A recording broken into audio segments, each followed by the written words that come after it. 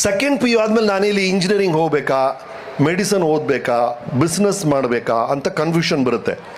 ಅಪ್ಪ ಅಮ್ಮ ಇಲ್ಲಿಗೆ ಹೋಗು ಅಂತಾರೆ, ಫ್ರೆಂಡ್ಸ ಇಲ್ಲ ಕೊಡೋ GRE ಬರೀ GMAT ಬರೀ ಫಾರಿನ್ಗೆ ಹೋಗೋಣ ಅಂತ ಅವ್ರೇನೋ ಕನ್ಫ್ಯೂಸ್ ಮಾಡ್ತಿರ್ತಾರೆ. ಈ ಕನ್ಫ್ಯೂಷನ್ ನಿಮಗೆಲ್ಲ ಬರುತ್ತೆ.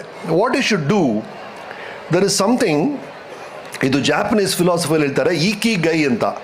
ನೀವು ಕೇಳಬೇಕಾಗಿರೋ ಮೊದಲನೇ ಪ್ರಶ್ನೆ, ನೀವಿರ್ಬೋದು ಅಥವಾ ನಿಮ್ಮ ಮಕ್ಕಳು ಕೇಳಿ, ನಿನಗೆ ಸ್ವಾಭಾವಿಕವಾಗಿ ಯಾವುದಲ್ಲಿ ಇಂಟ್ರೆಸ್ಟ್ ಇದೆ? ಸ್ವಾಭಾವಿಕವಾಗಿ ಅಂದರೆ ಇದನ್ನು ನಾನು ದಿನಕ್ಕೆ 20 ಗಂಟೆ ಮಾಡಿದ್ರೆ ನನಗೆ ಬೋರ್ ಆಗಲ್ಲ ಅನ್ನೋ ವಿಷಯ ಯಾವುದು? ಸರ್ ನನಗೆ ಹಾಡೋದು ಇಷ್ಟ sir. Okay, first question, what do you like?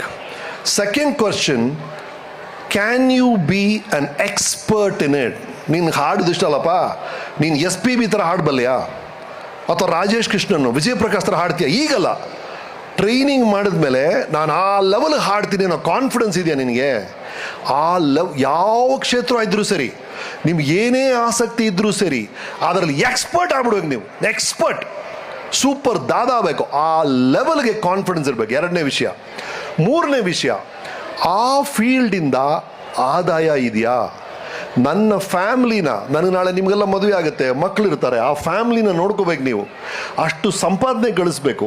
ಅಷ್ಟು ಸಂಪಾದನೆ ಆ ಫೀಲ್ಡಲ್ಲಿ ಇದೆಯಾ? 3 ವಿಷಯಗಳು. What do you like? Can you be an expert in it? 3, can I survive in that?